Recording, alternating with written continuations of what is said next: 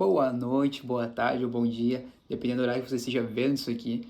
Questão, hoje a gente vai falar sobre um malwa de origem, se eu não me engano, entre asiática, na questão de Coreia do Sul, a chinesa. Eu não consigo dizer exatamente agora especificamente a origem, só que questão, o nome em si é That Goes of a Different Mode. Vou deixar na descrição do vídeo também o nome e nos comentários fixados. Se quiser ver, totalmente recomendo. Questão, o que esse mal é baseado? Ele é baseado em um andarilho, uma criança andarilha, no mundo da China antiga, vamos dizer assim, período da dinastia Qin, mais ou menos, nesse período de tempo. Ele era um andarilho, não tinha uma vida luxuosa, mas não passava fome, sabe? Era uma vida bem, vamos dizer assim, difícil, mas com satisfação, porque no caso dele, ele passava muito tempo viajando, vendo natureza, vendo seres humanos diferentes, vendo culturas diferentes, numa viagem meio que espiritual dele, por causa que era o método de estilo de vida dele, no caso, né? Questão, no meio dessas viagens, ele encontrou uma pessoa que mudou totalmente a vida dele para todo sempre. E o nome do nosso protagonista é Pio Yo. É um nome complicado, posso ter falado errado, se eu falei errado, perdão, mas é isso, Pio Yo. Questão, no meio dessas viagens ele encontrou vamos chamar de suposto mestre dele, porque vou explicar ao decorrer do vídeo porque é suposto.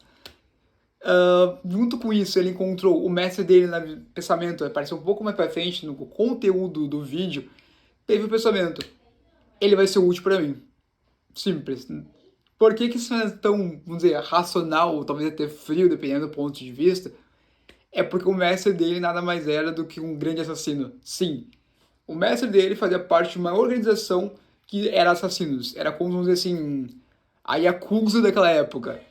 Com base nisso o quê? Eles pegaram essa criança, que é o Pyo-Yo, junto com outras crianças, e fizeram um método muito cruel, que eles chamam de criação de Gu, ou Raisen-Gu. Por quê? Porque é um método que tu bota vários insetos juntos, venenosos, vamos dizer assim, num jarro. E bota junto lá. Com base nisso, eles se mordem, se matam, eles se devoram até um surgir, o vencedor. Eles fizeram mais ou menos isso com as crianças. Botaram lá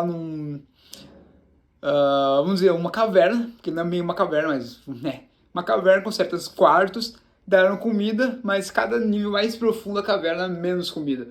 O Pio estava no nível pior dos piores, lá a comida era mofada, então em questão, para sobreviver lá, ele precisou comer vermes, precisou criar resistência a veneno. Daí tu pensa, como é que ele criou resistência a veneno? De uma maneira bem peculiar, vamos dizer assim. Tinha uma cobra lá, porque essa caverna tem certos animais peçonhentos, né? Meio que, né? Questão, essa cobra mordeu ele uma vez. Com base nisso, ele sentiu uma dor agonizante que ele achou que ia morrer. Ele não morreu, a segunda vez a cobra mordeu de novo, foi menos dor. Até ele criou uma resistência à própria cobra ao momento que ele conseguiu matar e devorar a cobra. Porque era uma fonte de alimento muito proteica naquela situação, acho que seria a palavra certa, ou rica. Naquela situação que ele estava, era uma vitaminas muito fortes pro corpo dele que estava desnutrido praticamente, porque a comida era muito ruim. Questão, depois de um certo período de tempo que não é especificado no Malwa, foi liberada a porta, porque grande parte dos colegas dele de outras salas morreram. Ou simplesmente, vamos dizer assim, não sobreviveram ao processo. Com base nisso, o que aconteceu? Os que sobreviveram se uniram junto num grupo e o mestre, suposto mestre dele, junto com os outros três auxiliando ele, falaram assim: tá bom, agora vocês são os sobreviventes e devo ensinar a vocês artes marciais para completar a nossa missão. Com base nisso, eles aprenderam artes marciais de, entre aspas, energia interna, toda uma questão de mudar o rosto, mudar a estrutura óssea, ser mais rápido, pensar mais rápido. É como se fosse um Capitão América da Marvel, só que em produção em massa. É muito isso. Ou, até pegando de gancho isso que eu falei, na Marvel tem algo parecido que seria o punho mortal do Kunlun. É mais ou menos a mesma energia que eles usam, a energia interior. Questão, com base em tudo nisso, eles foram de novo criar esse processo de Rasengan.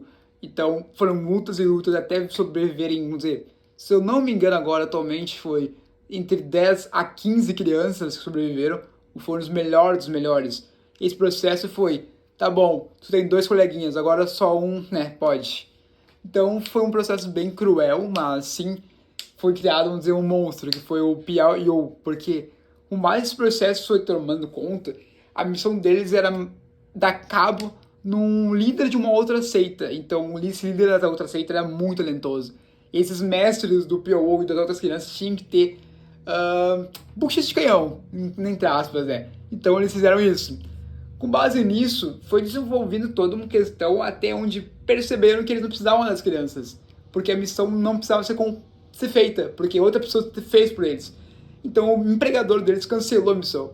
Isso criou algo bom e algo ruim. O bom é que as crianças não tinham que passar meio que guerra como outra seita. O lado ruim é que como eles agora eram descartáveis, o fim deles era óbvio. Questão, o Pyou e seus amigos escaparam, alguns não conseguiram escapar, né, totalmente bem. O fim não foi muito interessante, muito legal, nem interessante, mas muito legal. O Pyou em si ele escapou. Esse empregador deles acabou ficando muito irritado, pensando, meu Deus, agora eu contratei esse grupo de mercenários vai falar o que eu fiz, então vou dar cabo neles. Eles foram de base. O grupo inteiro foi de base, junto com o suposto mestre Pyou, seus ajudantes, as crianças foram de base, só o Pyou sobreviveu.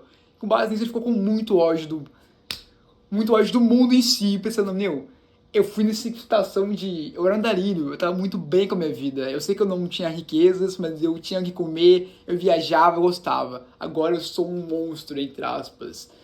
Então ele se tornou meio que o grande andarilho. Quando eu falo andarilho, tu já sabe, como eu falei no vídeo, a missão dele, o ensinamento que ele foi ensinado foi um andarilho, mas ele começou com andarilho. Então vamos usar essa palavra, andarilho. Ele foi indo de andarilho, dando de base nas pessoas que contrataram a organização que ele fazia parte ali forçadamente, até chegou um momento que criou uma grande guerra, que ele meteu todo mundo de base. Nesse desenvolvimento, chegou um momento que um dos líderes dessa organização que contratou ele foi atrás dele e tentou dar base nele, mandar ele de base. Então eles tiveram uma luta, um confronto bem feroz. O líder dessa organização se feriu, ele se feriu ainda muito mais, o Pyou, caiu no poço que ele estava, naquela caverna de volta, e nessa caverna ele descobriu que tinha muitas outras cobras brancas, infinitos números de cobras brancas. Questão, ali o líder da organização pensou, ele vai ir de base, porque aqui tá cheio de cobras venenosas, não tem como ele resistir. O Pyou, querendo ou não, poder do protagonismo, não morreu, não foi de base. Ele não só sobreviveu, como ele se fortaleceu infinitas vezes mais.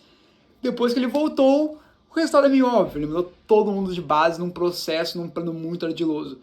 Esse é um mal, que se tu quiser ver, ainda está em processo de lançamento, mas ele combina artes marciais, cultura chinesa e junto com muito essa questão de suspense, drama e um planos mirabolantes, como aquela questão de não é simplesmente o protagonista tem mais força que o outro, vai de base. Não, ele cria planos, ele planeja, ele fala, não, vou fazer isso porque era nisso.